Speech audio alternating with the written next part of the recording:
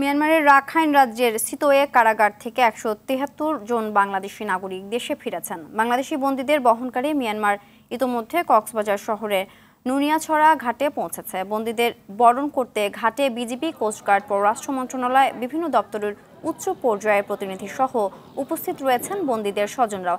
এদের মধ্যে কেউ মাছ ধরতে গিয়ে, কেউ ঝড় জলোচ্ছ্বাসে সীমানা অতিক্রম করে মিয়ানমারের কারাগারে পড়ে। তবে অধিকাংশই দালালদের খপ্পরে পড়ে মালয়েশিয়া যেতে গিয়ে বছরের পর বছর বন্দী ছিল মিয়ানমারে। এছাড়া সংশ্লিষ্টরা জানান, এই একই জাহাজে করে আগামীকাল ফিরে যাবে যুদ্ধক্ষেত্র থেকে বাংলাদেশে পালিয়ে আসা ২৮৫ মিয়ানমার সীমান্তরক্ষী বাহিনী বিজিবি সদস্যরা।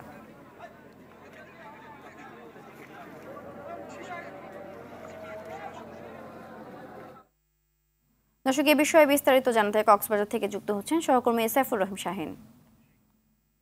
শাহিন, মিয়ানমার কারাগারে বন্দী থাকা ১৭৩ বাংলাদেশি নাগরিকরা আজ দেশে ফিরেছেন। এ বিষয়ে সর্বশেষ কি তথ্য রয়েছে জানাবেন? হ্যাঁ সিন্ধিয়া, আসলে আমি এখন রয়েছি কক্সবাজার শহরের নুনিয়াছড়া BAWT এর ঘাটে, যেখানে একটা বেসরকারি জাহাজে করে ১৭৩ বাংলাদেশিকে আনা হয়েছে। এর আগে মিয়ানমারের একটি জাহাজ কক্সবাজার উপকূলে এসে তাদেরকে নিয়ে আসে এবং বাংলাদেশের একটা বেসরকারি জাহাজ এই ঘাটে তাদেরকে নিয়ে আসে ১৭৩, যারা কিনা মিয়ানমারের জেলে দীর্ঘদিন বন্দী ছিল, বিভিন্ন কারণে তারা বন্দী ছিল। এই মুহূর্তে আমার ঠিক পেছনে আপনি দেখতে পাচ্ছেন যে ঘাটটা BAWT এর ঘাট, এখানে বাংলাদেশ পুলিশ, বিজিবি, কোস্টগার্ড এবং অন্যান্য গোয়েন্দা সংস্থার লোকজন তাদেরকে এখানে তদারকি করছেন। তাদেরকে হয়তো একটু পরে তারা আমাদেরকে জানিয়েছেন এখানে স্বজনরা এসেছেন, যারা বন্দী ছিল।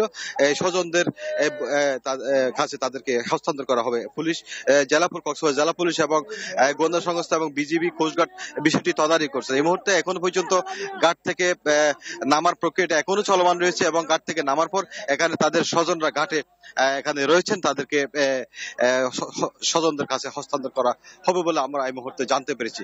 তো এখানে ৩৪ বিজিবি, কক্সবাজার ৩৪ বিজিবি, জেলা পুলিশ এবং সংশ্লিষ্ট দপ্তরের কর্মকর্তারা, অফিসাররা এখানে রয়েছেন, তারা প্রক্রিয়াটি সম্পন্ন করছেন।